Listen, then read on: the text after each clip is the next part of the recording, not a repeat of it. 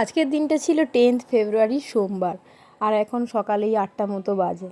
ঈশার বাবা সকালে ঘুম থেকে উঠে নিজের জন্য রান্নাবান্না কমপ্লিট করে এখন অফিসের উদ্দেশ্যে রওনা দিচ্ছে। আর এদিকে আমি ততক্ষণে রান্নাবান্না বাদে ঘরের যে সমস্ত কাজগুলো থাকে সেগুলো শেষ করে স্নান পুজো কমপ্লিট করে পড়াতে বসেছিলাম।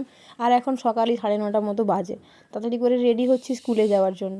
আজকে মাধ্যমিক পরীক্ষা শুরু হচ্ছে, তাই একটু আগে স্কুলে পৌঁছাতে হবে।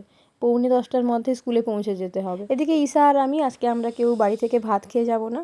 আমাদের স্কুলে মাধ্যমিক হচ্ছে, তাই আমাদের জন্য লাঞ্চের ব্যবস্থা আছে স্কুলে। এছাড়া ঈশার তো প্রতিদিন মিড ডে মিল থাকে, তো সেই জন্য একটু সময়টা বাঁচবে, কারণ দেখতে দেখতে এখন দুপুর 2টো বাজে। পরীক্ষা শেষ, সবাই যে যার বাড়ি চলে যাচ্ছে, আর আমিও বাড়ি চলে এলাম।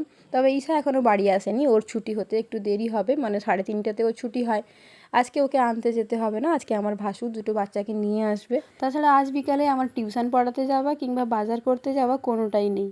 তাই বাড়ি ফেরার সময় ভাবছিলাম বাড়িতে ফিরে একটু শুয়ে রেস্ট করব, কিন্তু বাড়িতে পৌঁছানোর পর এত কাজ পড়ে থাকতে দেখে আর শুয়ে থাকতে ইচ্ছে করলো না। সকালবেলা স্কুলে যাওয়ার তাড়ায় সমস্ত জিনিসপত্রগুলো এলোমেলো করে দিয়ে গেছিলাম, এখন সেগুলোকে জায়গা মতো গুছিয়ে রাখতে হবে। তারপর গাছে জল দেওয়া, বাগানের পরিচর্যা করা, এরপর সন্ধ্যাবেলা ঈশাকে পড়ানো, রান্নাবান্না করা, ভিডিও এডিটিং করা, আরও কত রকমের কাজকর্ম আছে। তাই ওই রাতে খাওয়ার পরে ঘুমোতে যাওয়া ছাড়া এর মাঝে আর রেস্ট নেওয়ার মতো কোনো সুযোগ থাকে না। আচ্ছা, আপনারা আমার লাস্ট কয়েকটা ভিডিওতে কিছু পরিবর্তন লক্ষ্য করেছেন কি?